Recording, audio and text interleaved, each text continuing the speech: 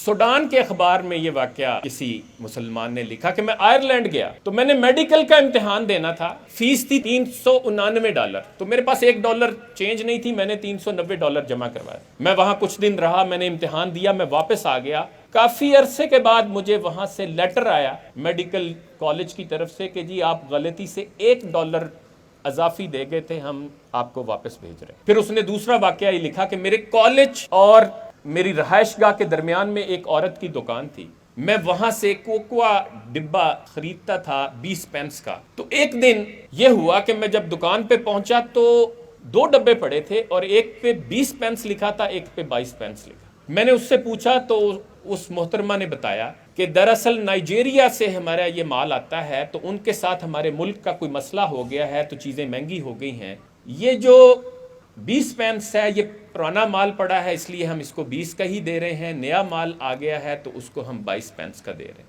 तो वो कहता है कि मैंने मैडम को कहीं कह दिया कि मैडम क्वालिटी में तो कोई फ़र्क नहीं है। उन्होंने कहा नहीं जी। वज़न में कोई फ़र्क तो नहीं है। उन्होंने कहा नहीं जी। तो फिर आप मिक्स कर दे, खैर है। तो उसने आगे से कहती इतनी तेज़ नज़रों से मेरी तरफ देखा और कहा आर यू अ लूटर, कि तुम एक लुटेरे हो। और कहता मैं इतना शर्मिंदा हुआ कि फटाफट मैं वो लेके बाहर निकला और अपने घर पहुंचा। और फिर मैं सोचने लगा कि यार ये तो वो तालीमात हैं जो इस्लाम ने हमें दी। फिर अभी पिछले दिनों असगर आरिफ साहब ने लिखा कि लंदन में मैं एक ग्रोसरी स्टोर जो मुसलमान की है उस पे काम करता था और वो बहुत ईमानदार। तो एक दिन ताज़ा सब्ज़ी आई तो मैंने ये किया कि मैंने उस सब्ज़ी को नीचे और पिछले दिन की सब्ज़ी को ऊपर कर दिया। तो वो मालिक ने देख लिया, जो बहुत अच्छे बाअमल मुसलमान है। तो उन्होंने कहा कि अगर तुम आओ एक कस्टमर के तौर पे तुम क्या पसंद करोगे? तो उन्होंने कहा मैं तो पसंद करूंगा कि मैं आज ही की सब्जी लूं। तो उन्होंने कहा कि ये फिर बददियानती है।